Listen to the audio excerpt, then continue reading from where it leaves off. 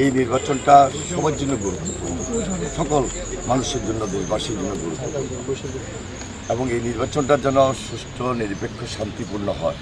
প্রত্যাশার জায়গা থেকে সবাই আমরা অপেক্ষা করছি, দীর্ঘদিন প্রতীক্ষা ছিলাম।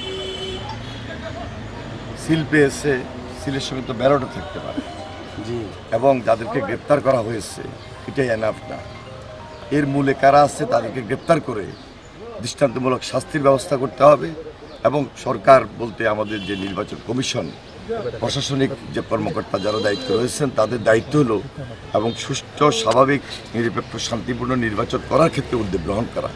আমার বিশ্বাস তাই ওনারা করবেন এবং সকল রাজনৈতিক দল, আমাদের জনসাধারণ, আমরা যারা রয়েছি সাধারণ মানুষ, সবাই মিলেমিশে এই 12 তারিখ সবাই আমরা ইনশাল্লাহ দানের শেষের যে জোয়ার, স্বতঃস্ফূর্তভাবে দানের শেষকে বিজয়ী করে আগামী দিনে তারেক রহমানকে শক্তিশালী করবে ইনশাআল্লাহ।